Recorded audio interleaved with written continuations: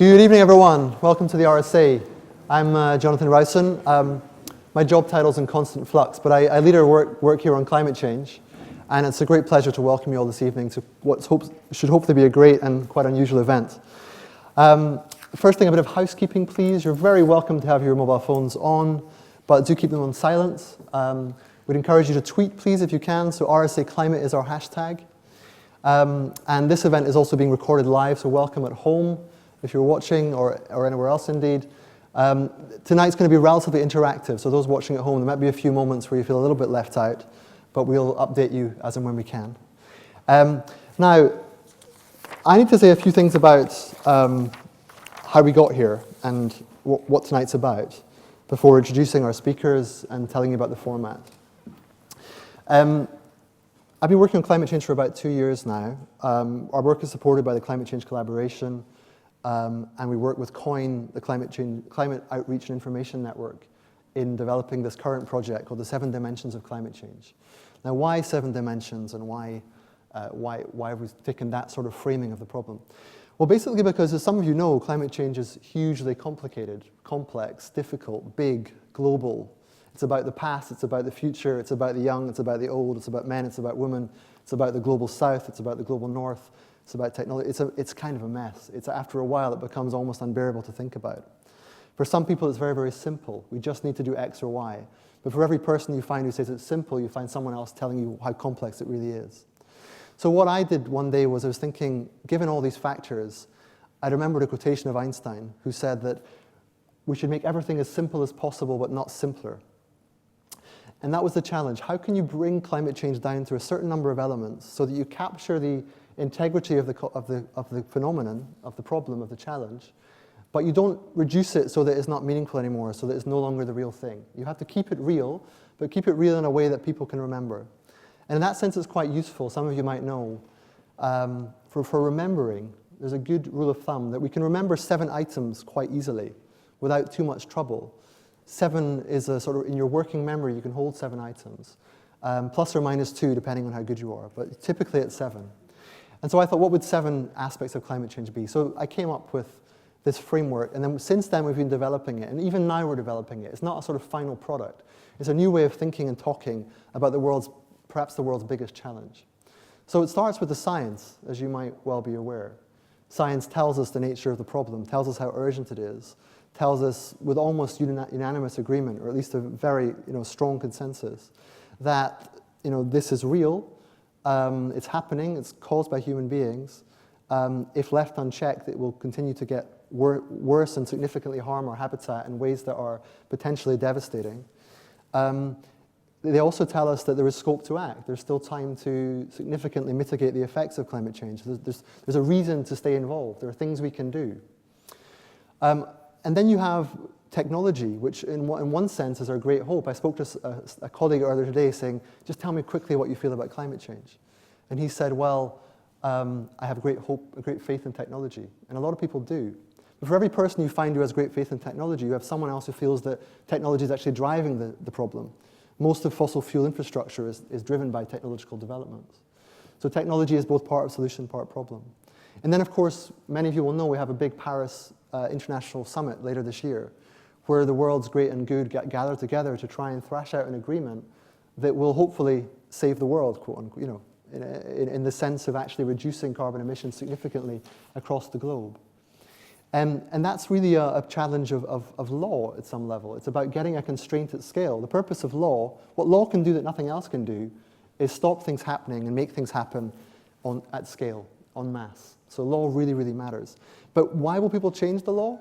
Well, where does the pressure to change law come from? It comes from us, really, which is democracy. It comes from actually people putting pressure on their elected representatives, in theory at least, to make those commitments and get those laws. But for every time someone says that, you hear someone else saying, well, hang on, what's the impact on the economy? Or what are the economic mechanisms through which you can make that democratic change?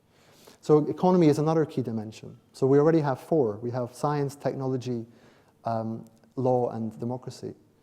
But then you have this issue of, well, it's not so easy somehow to change democratically. What do we hear about climate change? How often is it on the news? How often do you talk about it with your mates? How often do your teachers raise it in class? So there's an issue of culture, of where it is in our culture, how it's spoken about. For a long time it's been, is it happening or isn't it happening? And we need to move quite quickly to a place where actually it's not a question of if, it's a question of what. What do we do? And that's partly what tonight's about. And there's also behaviour. There's the issue of ultimately, what do we do? Ultimately, it's an action challenge. What are we called upon to do? People are always saying, it's time to act on climate change. And then someone else says, yeah, but how exactly? What exactly do you want us to do? Especially at the individual level, a lot of us feel that. So that's the kind of broad context. And that's where we are, and that's sort of part of what I'd hope would inform tonight's speakers. But why young people? Why get the schools involved? So thanks to RSA Academies for bringing forth so many of you tonight. Thanks to the Climate Change Collaboration for bringing forth our young speakers later. We wanted new voices because we think that every one of these dimensions has a claim to be the fundamental one. The scientists can say it's all about us. The lawyers can say it's all about us. The politicians, it's all about us. The population can say it's all about behaviour. All of them have a really strong case for being the most important thing. But they obviously need to talk together. And the more we can do that, the better. But to do that, we need a greater cultural consensus about how to speak about it and who should be speaking about it. And the who is key. Because until recently, climate change has been mostly an expert discourse. It's been about scientists or politicians, somewhat aloof, somewhat elitist, saying, this is what's going on, this is what we have to do. And it hasn't really worked. It's been relatively stuck for a long time. So the challenge now is, how do we get more voices, different modalities, different ways of speaking and acting, different feelings actually, different emotions. And that's what we're hoping to give voice to tonight. So that's the scene setting. Let me just introduce who's going to speak. Now this is a little tricky because I'm going to name them one after the other. There are 5 young speakers tonight. In total, they should take about 25 minutes.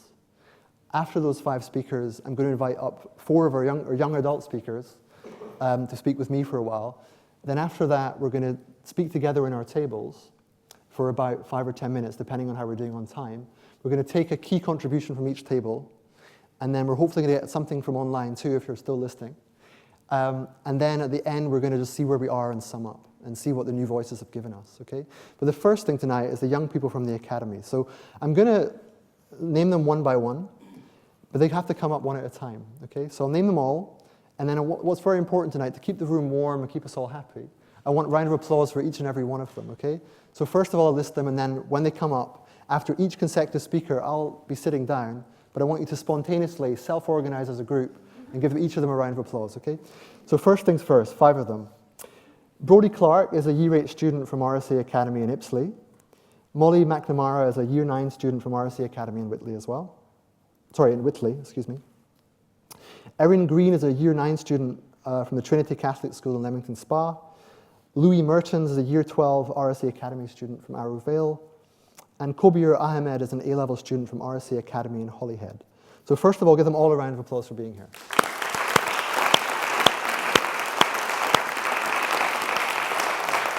Okay, thank you. And then I'm going to sit down, and then an individual round of applause for Brodie Clarke.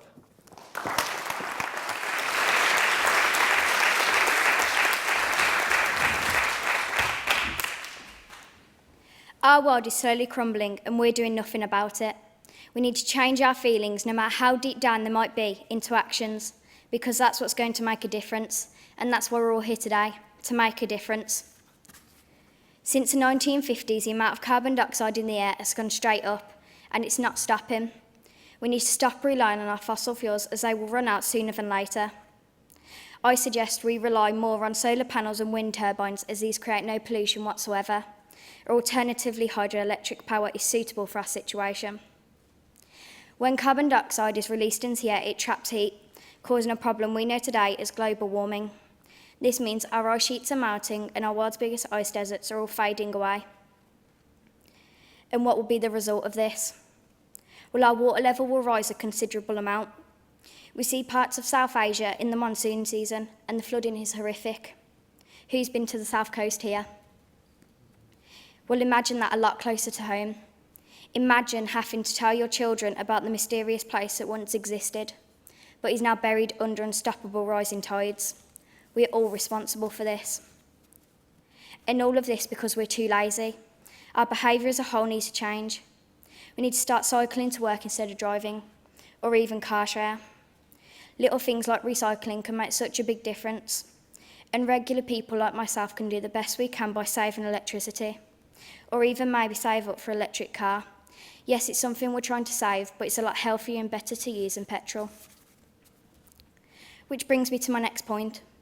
Our scientists need to stop wasting time on unnecessary vanity projects. They need to start inventing new schemes to reduce the amount of carbon dioxide and pollution in the air. I suggest a new law should be enforced so that all the countries, counties and households around the world are encouraged to reduce, reuse and recycle. For example, our school has been fundraising so that we can afford to have recycling bins placed all over our school. Over time, we will have saved a huge amount of paper. Not only would this enable the children to do this, but encourage them to learn about it in the process. Like I said before, we're here to make a difference, and if we all go off and do our own thing, I guarantee nothing will be done. We need to unite as one gigantic community instead of putting in a half-hearted approach. Imagine a world where people don't have to move house every couple of years because it's being flooded, and where everyone is happy. This will be our planet in years to come if we put our minds to it.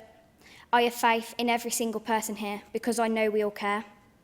And after all, we are the people of tomorrow, and if we don't do anything today, soon there will be no tomorrow.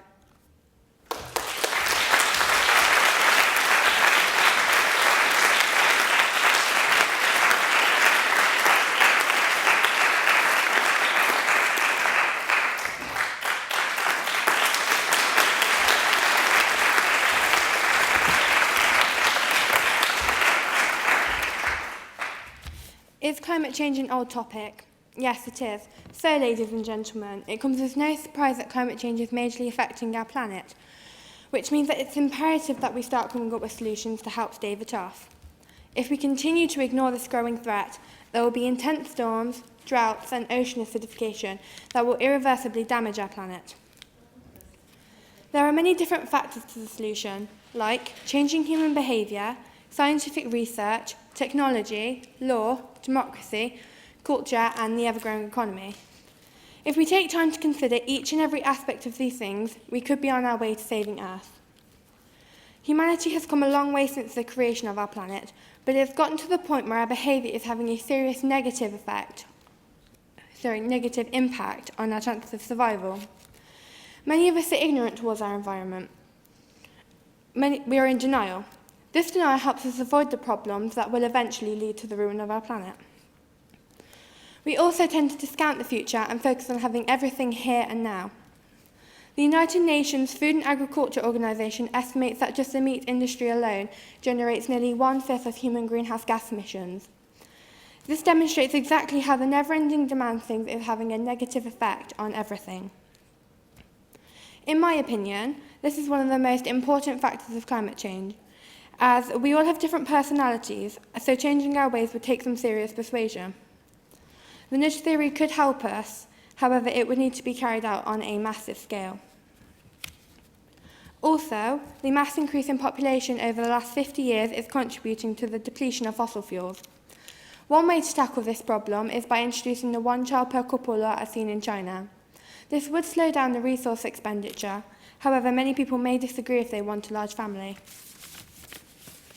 Another thing that is contributing to climate change is the economy.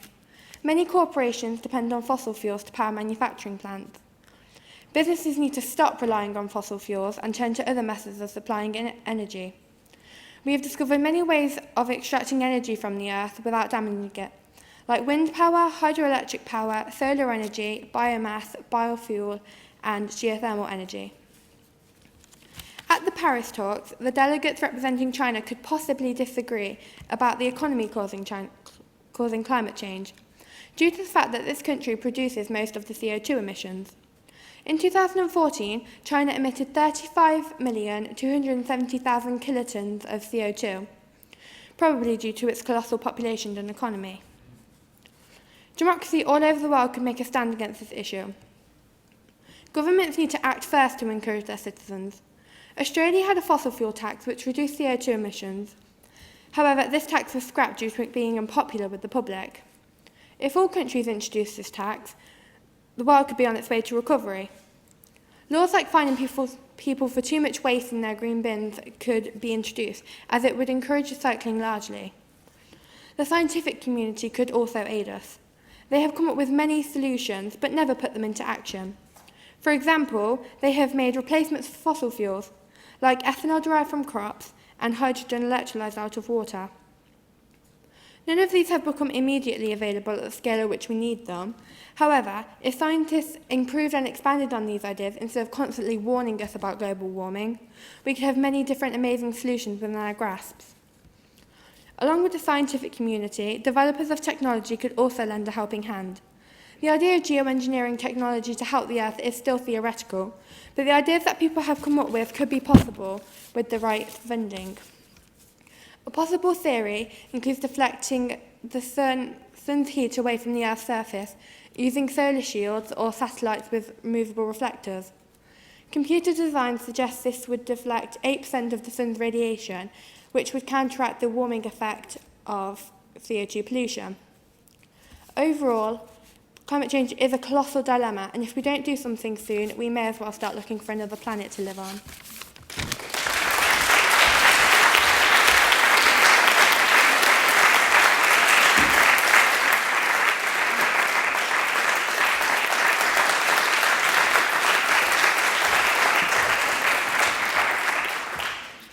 There are many reasons, in my opinion, why it is so hard to solve the issue of climate change. One of the main ones is apathy.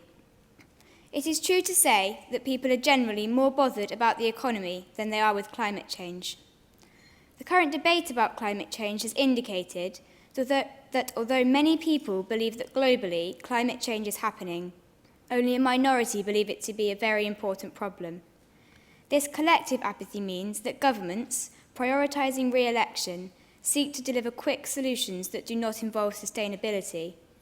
The environment suffers in the short term, and humanity still suffers in the long term. It has been said that if the world fails to take action on this planetary emergency, over 100 million people will die by 2030, a mere 15 years away. Luckily for us, it's not too late. But if we continue to justify our inaction with excuses, our impact on the planet will become irreversible. Our behaviour as a worldwide community needs to change. A global solution is the only way to achieve success. Individual, local solutions, whilst valuable, do not have enough impact. This is not about more recycling bins or a tax to promote responsible practice. Whilst individual behaviour change is incredibly important and will be the vehicle that drives positive change forwards, what is needed is international, innovative, systemic, intellectual change. My recommendation is that governments engage strategically with universities and higher learning and commit a minimum percentage of investment on research and development to solve issues of climate change. This is not simply optimism, but an investment in the people who can make the greatest difference. National political solutions have been found that have a limited impact. For example, the Australian government began using the carbon tax in 2012. The strategy that companies have to pay money per tonne of carbon released into the atmosphere could have been a vital success, but in a strange way, it created climate change skeptics, became a vote killer, and was actually counterproductive. This is a clear example of why it is so hard for governments to solve climate change. However, the fact still remains that our governments need to cooperate, focus, and work together globally to solve this problem. We have all witnessed how quickly nations can unify when they need to condemn terrorism or support charity, or indeed go to war. We all share a world, and for many countries, climate change is already a matter of life and death. Our leaders need to stop trying to blame each other and arguing over who should be spending the most money and effort on climate change. We need them to change the way they run things, the way they prioritise issues, and the way we all collectively deal with them. We already have some incredible scientists, and there are generations more to come, not forgetting the unbelievable amount of technology. There have already been so many good ideas. It is a fact that Apple is now worth more than the entire Russian stock market. If just half of the workforce and money of companies like Apple were put towards solving the biggest issue of our future, well, you can imagine the impact. As a member of NATO, the UK commits to spending at least 2% of GDP on military expenses. If we could agree on spending this amount of money on combating climate change, the results would be astonishing. We are a race committed to and successful because of innovation. Imagine a world where the research capability of our great privately owned IT companies could be used to combat climate change. I'm not trying to be arrogant. I know that thousands of people have already worked tirelessly and millions of pounds have been spent on trying to deal with climate change. But the first step is for us all to acknowledge that climate change is happening. The second step is working together to create and implement a strategy that spends an appropriate amount on research and innovation so we can find effective solutions. Beyond that, we have the ability to ensure a sustainable future.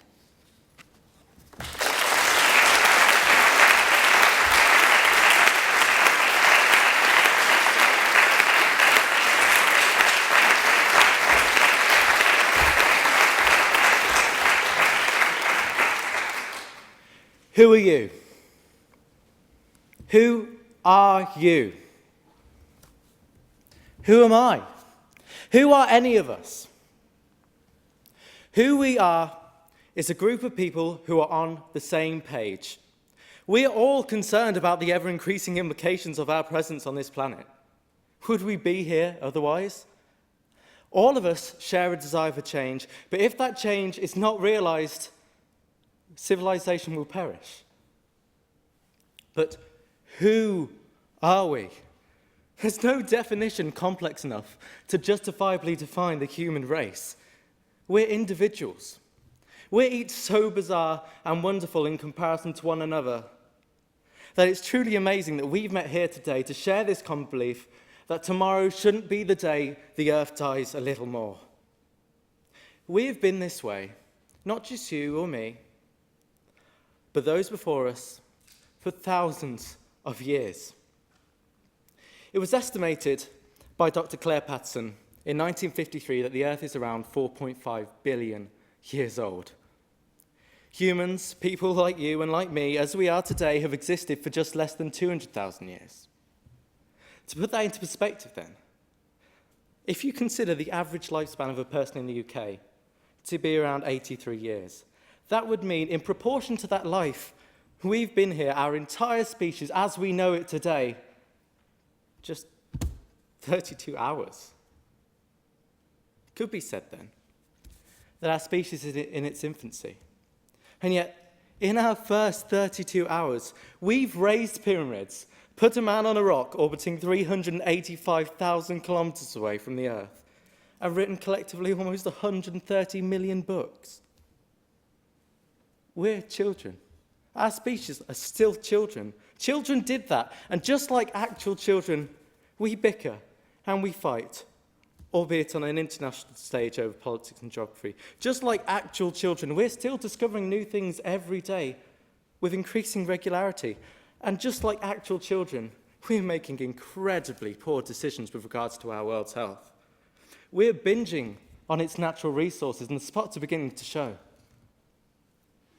In the last century, the Earth's temperature has risen by almost a whole degree centigrade. Greenland is losing ice at an ever-accelerating rate, almost 200 billion tonnes per year, and the Maldives are steadily drowning. But where does the responsibility lie? Should it be down to the European Parliament? Why? When Europe, according to the US Environmental Protection Agency, only contributes 13% of global greenhouse gas emissions? Or should it be down to the United Nations? Or should responsibility lie with individual governments around the world? Probably. It's their call, it's their law. The key word there, though, is individual. After all, collectively, it's the 7.1 billion individuals that make up 100% of the greenhouse gas emissions. And I know you're sat there thinking that you can't possibly contribute to the 36.7 billion metric tonnes of CO2 produced every year and forced into our atmospheres. But do you recycle everything you can? Is your home fitted with double-glazed windows or LED lights? Or do you buy local produce? Or do you fuel the demands for cheaper goods from foreign countries? But who am I to tell you? I'm clearly not an eco-warrior, but then I'm not asking you to be one either. In fact, the term today is a cliché. At the end of the day, it's not eco-warriors who are going to make the important changes in our world. It's those who change their lifestyles to better suit the planet, those who examine their behaviours, adopt small changes and maintain those changes. These decisions could be made in industry, government, education, or just at home, but at the heart of every situation sits an individual who must make a choice. I'm asking simply this: if that individual is you, don't do what's easy. Don't act without regard. Do what you know will have the most favourable impact on our future. A single individual acting independently won't make a change. A single individual didn't build the pyramids. A single individual didn't one day land himself on the moon, and nor did a single individual write the 130 million books which make up our world's libraries. But we know that it took 25,000 single individuals to build the pyramids of Giza, around 400,000 to land 2 people on the moon, and easily hundreds of thousands more to create 130 million books. So, you tell me, why can't 7.1 single individuals, 7.1 billion single individuals prevent global warming? You tell me.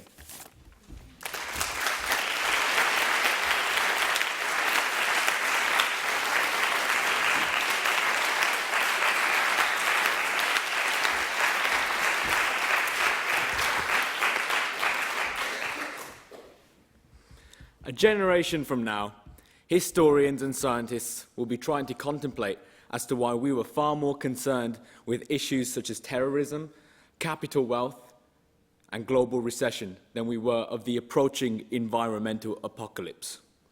Everybody recognizes the existence of climate change, yet very little tangible action has been initiated to reduce and mitigate its effects. The blame ultimately falls upon us, the most ungrateful, selfish, and irresponsible species that this world has ever had the greatest misfortune of ever accommodating. Whilst other creatures can live in harmony with the Earth's environment, we relentlessly consume without thinking of any repercussions this may have on our future. Unless we utilize our collective knowledge to steer ourselves in the right direction, global tipping point is inevitable. But how can we continue to live a way of life without producing significant proportions of greenhouse gases? Fact is, we can't. Far more research and development is required by our scientists. Geoengineering techniques to combat climate change, in theory, can work. However, they potentially could have negative impacts on ecosystems which humans are dependent upon for survival. Carbon sequestration, for example, may affect the monsoon seasons that happen in India and Bangladesh. And although India now is a large contributor to global greenhouse gas emissions, Bangladesh currently isn't. And the legitimate argument is that if they haven't caused the problem, why should they be the ones to pay for it? There are many reasons as to why countries decide not to take any action towards climate change. Sorry about that. Many countries aren't to blame, so they choose not to do anything at all. Other countries believe that specific countries are more of a problem, so they should be the ones to deal with it. But the major reason is that many countries believe that their economies will suffer as a result of their actions. Governments need to focus their energy towards a cause worth fighting for. Governments need to stop behaving as school children, playing the blame game and arguing about things such as America and China being the problem when they are the ones who benefit from the economic activities. Take the US, for example. They emit the most CO2 emissions in the world, but without them, we lose out on $54.8 billion worth of imports. If the US stopped emitting CO2, the world economy would be completely decimated. So it's not as simple as punishing the US or China because it's their fault. A way around this problem would be shifting and altering our present system of economic practices to a more sustainable model, which still prevents pollution yet allows economic growth. The Stern Review, for example, estimates that 1% of global GDP spent now would avoid the worst impacts of climate change, yet predictions indicate that 20% of it could be lost if no action is taken. Now, it's natural for countries to want to develop themselves, just as how we did during our Industrial Revolution. Leading economists are predicting that the economies of India, China, Brazil and South Africa will continue to grow rapidly and could potentially eclipse ours. These countries are on their way to becoming the next economic powerhouses of the world. However, we must not allow unchecked development. These countries must learn from the mistakes that we made and develop in a way which is sustainable. It's no good the MEDCs reducing all of their emissions and the newly industrializing countries taking their place as the world's largest CO2 factories. Otherwise, our work just goes to waste. The solution to this problem is MEDCs sharing their resources and technology with the less developed countries and newly industrializing countries so that they can develop in a way which won't have a detrimental impact upon our environment. The Kyoto Protocol was a failure. Despite 190 countries choosing to take part, which was ineffective as the countries producing the most greenhouse gas emissions, US, China and India, decided not to take part as it was their belief that it would affect their development and economic activities. The US, according to The Guardian, produced 6,885 million tonnes of CO2 in 2008, and if they don't take part, why did you do it? All of your work has just gone to waste. The Copenhagen Accord wasn't useful as it wasn't legally binding, meaning that countries weren't by law entitled to follow it. If it was legally binding, it would mean that the countries would have no choice but to follow it, and then we might actually see some real change in attitudes towards climate change. Now, I have family in Bangladesh, most of whom are subsistence farmers. When their crops fail, we send them money to keep them going until a new harvest can be made. However, no money I can make or my family can send will stop Bangladesh from being under the sea in 20 years' time. Bangladesh is a delta. It's a low-lying area of land formed when a river deposited material but the sea never washed it away.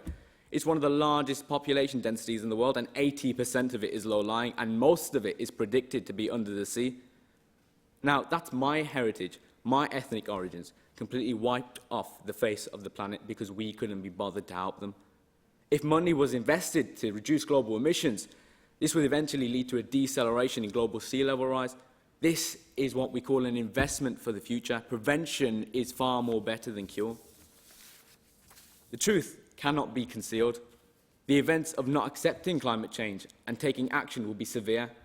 90% of coral reefs die, which are huge ecosystems giving safety to hundreds and thousands of species. 53% of Arctic tundra will be destroyed.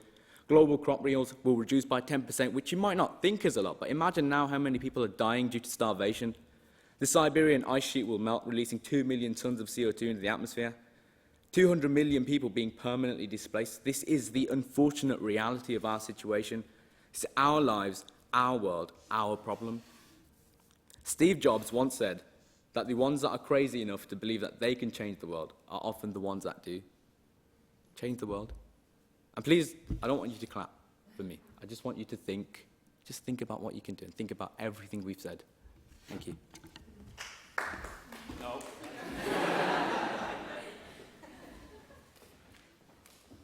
Good call, authoritative call, well done. So, Kobir rightly said that it was a good time to think. So take 30 seconds, and after 30 seconds, I'll come back to you.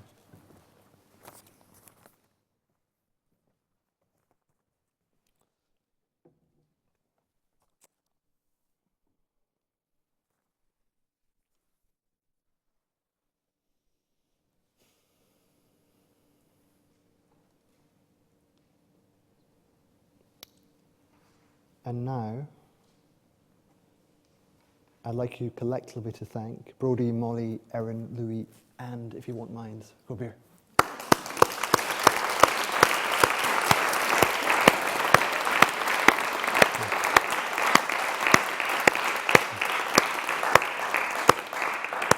And can I invite up to the stage, please? Again, I'll introduce you collectively before you all come up. As a bridge, we've heard wonderful talks from 5, not very young people, there are younger people, but school pupils. We heard from the things that jumped out at me, Brodie speaking of one gigantic community, It's quite an evocative term, one gigantic community. Because in some ways we are that, and yet we're not that. We're a million fragmented small communities as well. But in some ways, on this issue at least, we have to try and be one gigantic community. Mollie spoke a lot about denial and discounting the future, which is absolutely at the heart of the climate problem. And denial is a very complex notion. I got to this problem by thinking of just how complex it is. It's not just about saying the facts aren't true. It's often accepting the facts, but living as though they weren't there. What we call it the RSA stealth denial. So it's like an open secret. We know it's happening, but we act as if it's not. Erin said many beautiful things, but perhaps the most evocative for me was the issue of climate change being relatively unimportant. People often say the issue is how important is climate change? It's so important. But when it comes to the crunch, when it comes to acting, the issue is not how much people think climate change is a big deal. It's about the relative trade-offs. It's about climate change vis-a-vis education, defense, health, economy, and so forth. So climate change is never an issue by itself. It's always mixed in with these other things. I think it was Louis' comment, tomorrow shouldn't be the day the Earth dies a little more, which is probably, if anyone's on Twitter, that really should have gone out there. And hopefully it will be going viral as we speak. And then Kabir, of course, said many powerful things. But it's great just to bring it home to like real lives, real people, real families, real communities that are under threat. And there is a problem thinking of this in the UK that we only ever think of it as a UK issue, but of course it's very much global, and it's not an equal global issue. It affects some places more than others, okay?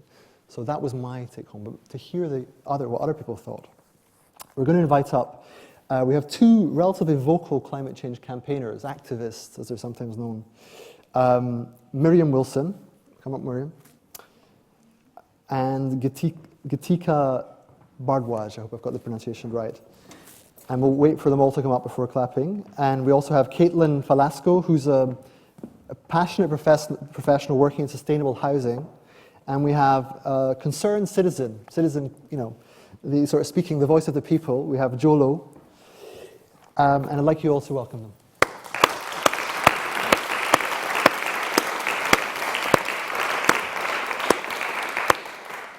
So, first things first, I'm going to ask you what you thought of what you just heard. And we'll begin with Maria.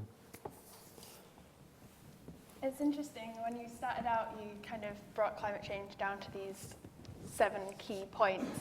And then as soon as the speakers came up, it just like explodes into a huge range of like different topics and controversial statements and things that I really agreed with and felt really like emotional about, and other things that I was like, no, I disagree with you. And there's just like, it's just to me, it brought home like, wow, this is an amazingly complex issue. Sure. Yeah. Joel, what do you think? For me, it just really stressed how important it is and how passionate people can be because it's so important. And yeah, that was the kind of take-home message for me. Yeah, I'm just absolutely, totally impressed with the knowledge these kids have and all the scientific facts. They've been educated well. And I'm just as hopeful that such young people can be as passionate as we were when we were young too, about lobbying our decision makers and feeling so passionate about our planet that I think, it gives me so much hope, and I find it so inspirational that you could be so knowledgeable, so talented, and you can speak so passionately about it. So I'm hopeful about the future. Okay, you're hopeful about the future. I think it's fair to say probably not everyone is, right? Is that fair? It's not you. It's some part of the reason we're having this event, part of the reason this issue is live, is that a lot of people are quite concerned. So, Kabir spoke about a whole country being effectively annihilated. So it's a very real, gritty issue, and part of what tonight's about is the narrative that says, young people, it's our future, you've got to look after it because we're the ones who'll inherit it. That is two things. One is it's kind of a cliche, and the second is it's true. Part of the challenge is precisely that. So what I'd like to get a feeling from you guys is you're just somewhat older than, I'm feeling very old tonight. I'm 37, but it's one of those nights where you feel your age. But as people who are sort of a generation or so younger, Joel, I'll start with you. We spoke of this in the context of culture and who is speaking. So what's your reading of who is speaking at the moment on the climate issue and how that needs to change? I think it's mostly kind of middle-aged to older people who tend to be, have the good jobs in the media because they've got the experience and stuff.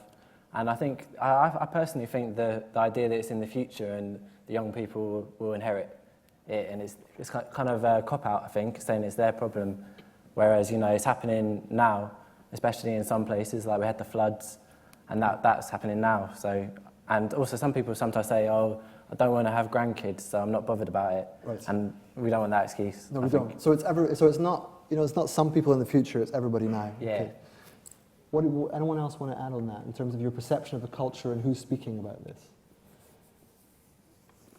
Miriam, you look like you have something to say.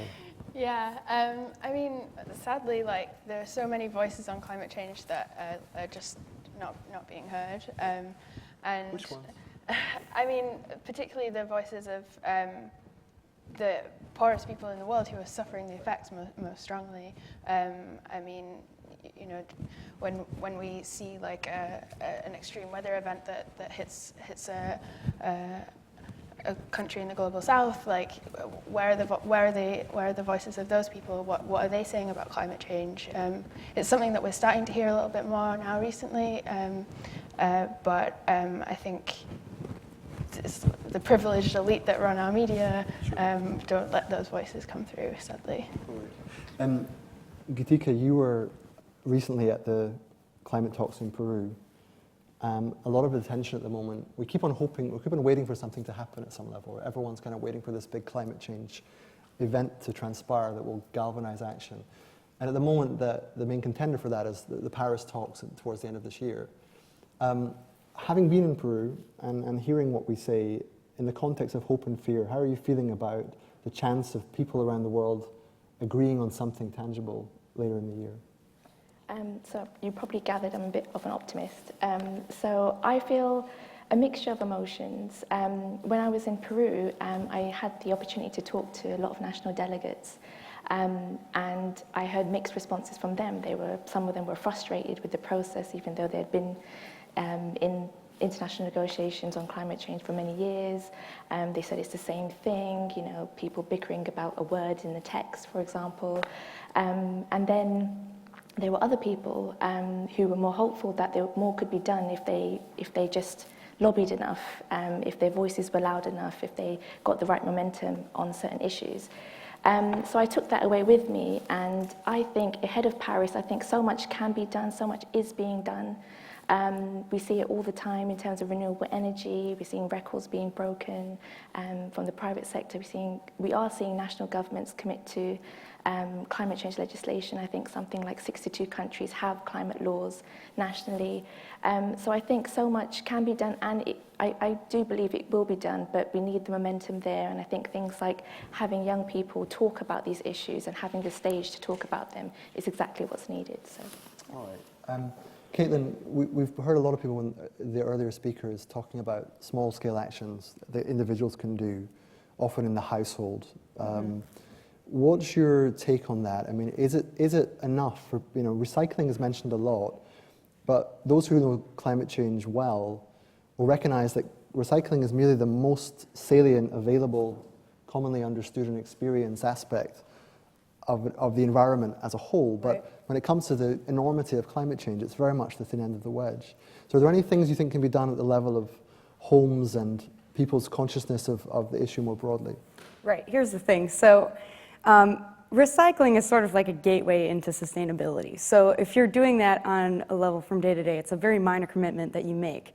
But something that's going to actually make a difference is maybe getting involved in your local politics and something that's going to be much more influential. But it's still important that you're confronted with those minor decisions every day, because they become the new normal, the new behavior that's accepted by everyone. So if you and your neighbors, which are actually a huge influence in housing, whatever your neighbors are doing, how's my neighbor's lawn look? If you and your neighbors have to dispose of your trash in a common area and you see each other, or you see a meter for your house, then they're holding you accountable for your energy performance, for things like that. So there's more effort by the housing designers of the future to sort of make that sort of metering thing standard, make more visibility and an accountability for people that are living in their homes, and making more of a community environment, because right now in, say, London,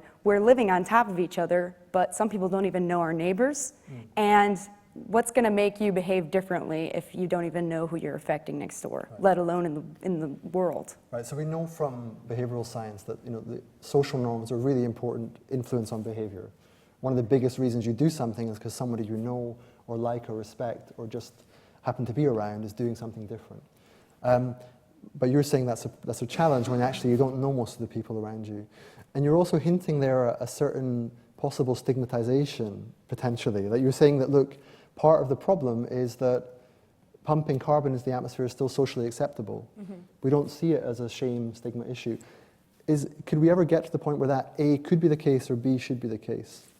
Anyone who wants to take, Miriam, you're quite an energized political person. What do you think? Do you think there's a place for shame in this, or is that, should we keep it positive, keep it happy, or is it something where you have to get a bit edgy? I think for me personally, like the guilt that's been associated with individual behavior change when it comes to climate change has been such a burden. So like when I was a teenager, I felt like so guilty about the idea of like going in a car or buying something that I threw away, that I just like wanted to shut out the issue. So for me, like now I've gotten to the point where I'm like, I know where the shame should lie, and it's with the companies that are digging up the stuff that we are burning and throwing into the atmosphere. So fossil fuel companies like Shell and BP, they're the ones that are making record profits. They're the richest industry on earth. They're the ones that have the stakes to keep climate change happening and to keep digging the stuff out of the ground. So for me, I'm done with like feeling ashamed about occasionally like using a plastic water bottle, and I'm all about like targeting that industry. Because what I sense from the earlier speeches as well, there is a tension. A lot of people want to say it's about us, we have to change our ways. But what you're saying is actually that's not really the case. That's a sort of, maybe even a smokescreen. We've actually, it's a very political statement, but actually there is an enemy in a sense in the climate issue. Now there might be the enemy that's giving us the quality of life that we value. It might be precious, it might be very hard to change, but you're still saying there is a clear target. And I believe you've done some work relating to the divestment, which is a very big, hot issue of the moment. We know that the UN have come out saying it's time to take money out of fossil fuels. The Guardian corporate body describes itself now as a global digital business that happens to print a newspaper. But the Guardian have now said, look, it's time to divest in fossil fuel stock. Is your view that that's the way forward, or should we still rely on small behaviours, or is it both?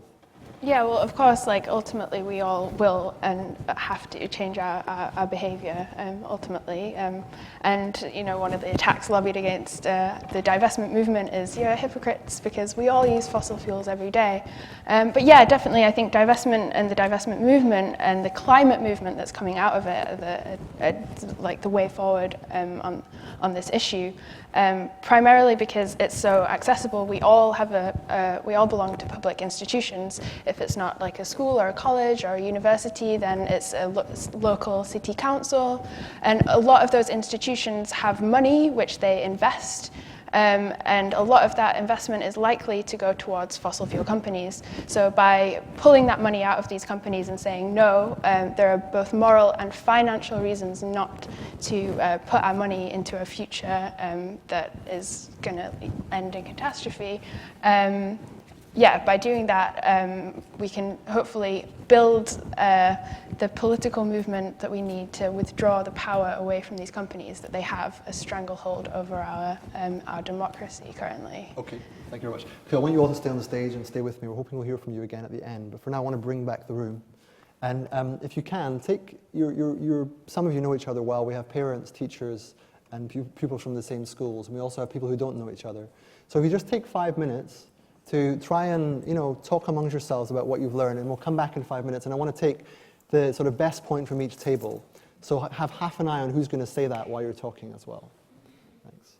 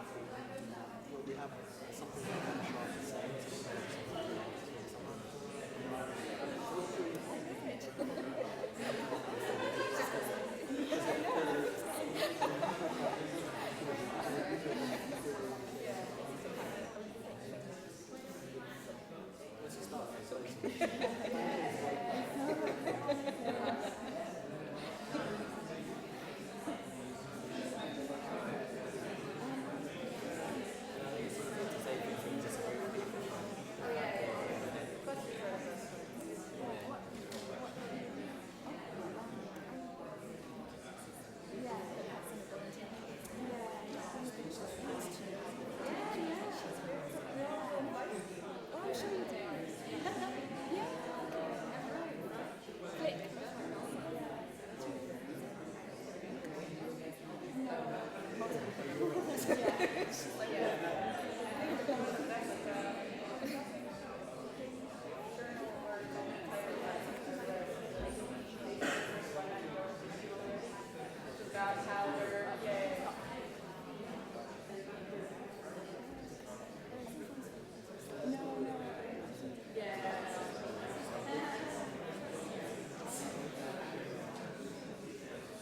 more minutes.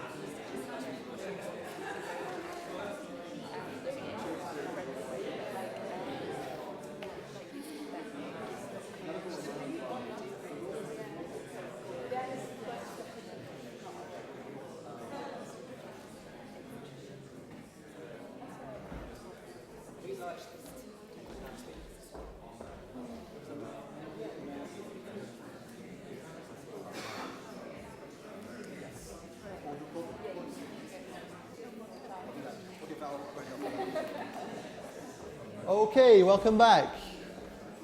Are we with us? We're all together. Thank you. It's probably quite a brisk 5 minutes. But I'm calling you back because, one, we've just heard that there's some important people in the room who need to catch a train. And that's Whitney School. So we're going to ask Whitney School first for their thoughts.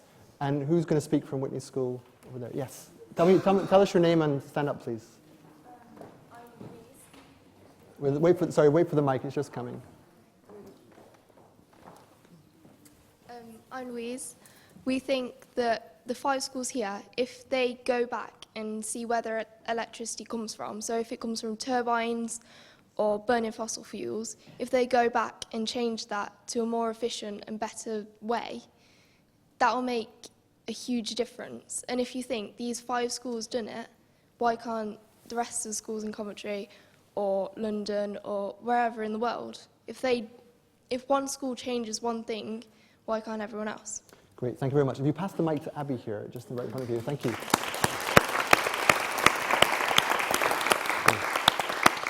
And yes, please. Okay, hi, I'm Kabir, if you didn't know. Okay, we were thinking more along the lines of personal and cultural as well as technology. So we think the way forward is with the technology. I mean, it's no good we changing what we do and then the fossil fuel companies and all the oil companies keep pumping out oil. We think technology is the way forward.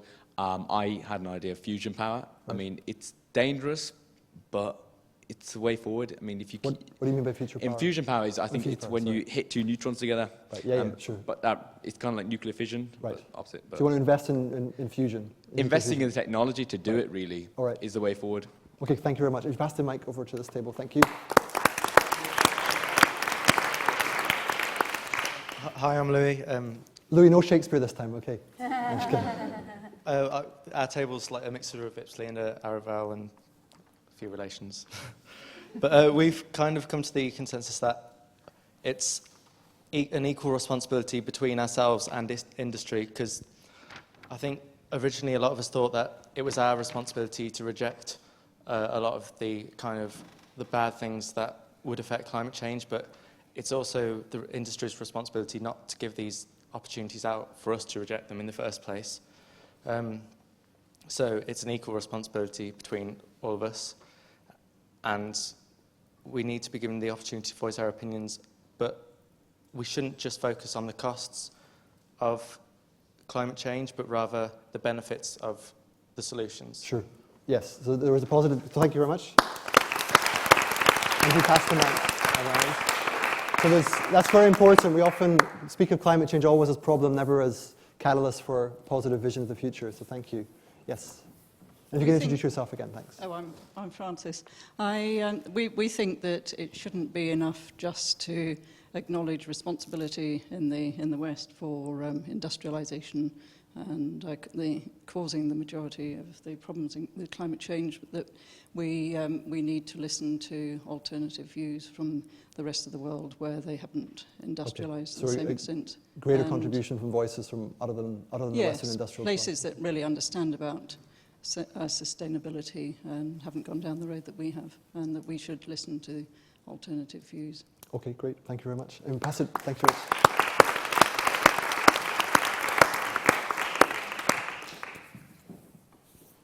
Hi, I'm Lisa, and we really like the idea that people shouldn't feel guilty about going to Primark or using bottles, and that even though we should do things individually, it is a collective idea and it is the responsibility of large companies, and that people should make their voices heard rather than dwelling and having a stigma around our lifestyles. Thank you very much.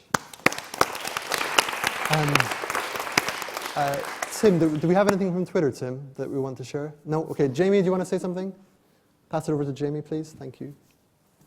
I think we were talking about the young people and economics, really, and how do we stop the cycle of going back into the same economic model straight away when young people are desperate for jobs at the moment, and wages are so challenged. Is how do we get over that? Okay. If I can give you a job in the first instance, do you mind taking the mic just over here, please? We actually have another, sorry, we have a second mic. Jobs. Yes, you want to add something? If you could be brief, though, please, just to keep things moving. I'd just add to that, I've just come from a conference at the Bank of England, right, revisiting economics education. I'm an economist, right, and of course we're going to be delighted by the 2.6 growth that the Chancellor will say tomorrow, but we've gone back to the GDP model. Right, so GDP model is part of the story, definitely. And we have another mic over there, which is good news. And we have this table. Yes, thank you. Hi, Paul here. I think the theme that came up from our discussion, in a similar way to other discussions, was the importance of influencing others. So whether that's people at school influencing their parents, or the parents in choosing the economic choices through businesses and politicians. So essentially, yeah, find somebody who's more influential than you are and influence them. Great, thank you very much. Hi, Dan from the UK Youth Climate Coalition. One of the things we talked about was just how the 6 speakers that we heard, the things that they were saying and the way that they were presenting themselves was coming across more passionately and more eloquently than most of the voices I'd say I hear normally from politics and even from professional campaigners. So in terms of creating political change, if we can somehow make more people hear those voices, that could be incredibly powerful. Thank you very much. And we have one more, I think. One more table to hear, I think. And if people who want to get the train from the Whitney School, you're welcome to just get up and no problem. Hi, I'm Sarah Newman. We were talking about primarily the things that the young people here said, and reflecting on the amount of passion in it, which is very exciting. I wanted to pick up as well on emphasising the positive things. There's a lot of anger there. Sure. And I think, for example, these very concrete things like going back to your school, talking about what can be done on a practical day-to-day level is incredibly inspiring and makes you feel that change is possible rather than feeling overwhelmed by the disappointment that we are as awful as we are. Sure. Great, thank you very much.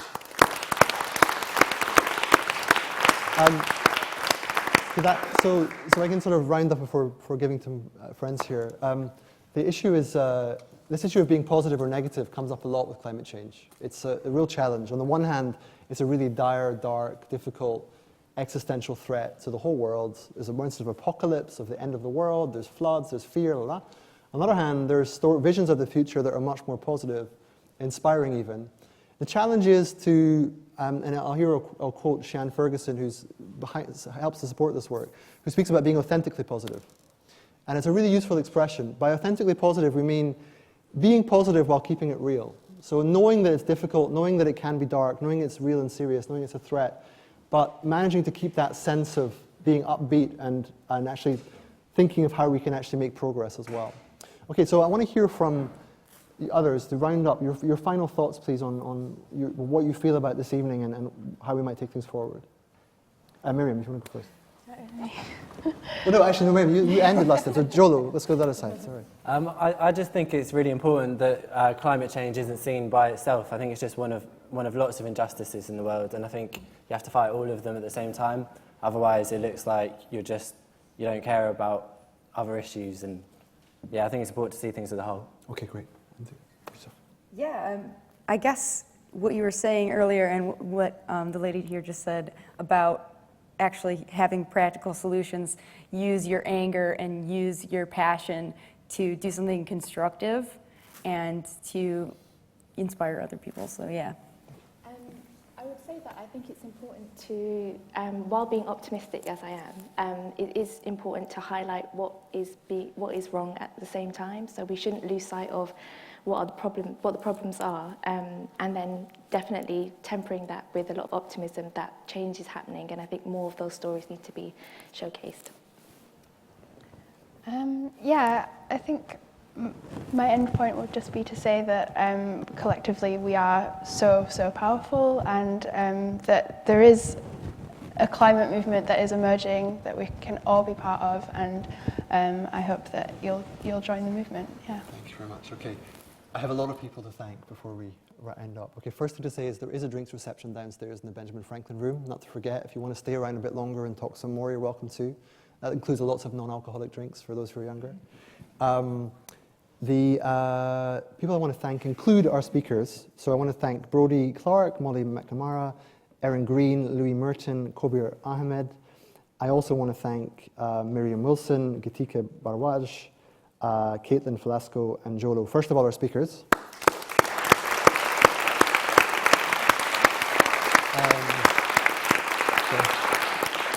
Thank you. And secondly, just these things don't come out of nowhere. So to thank people who are behind this. So thank you to RSA Fellows who make these events possible.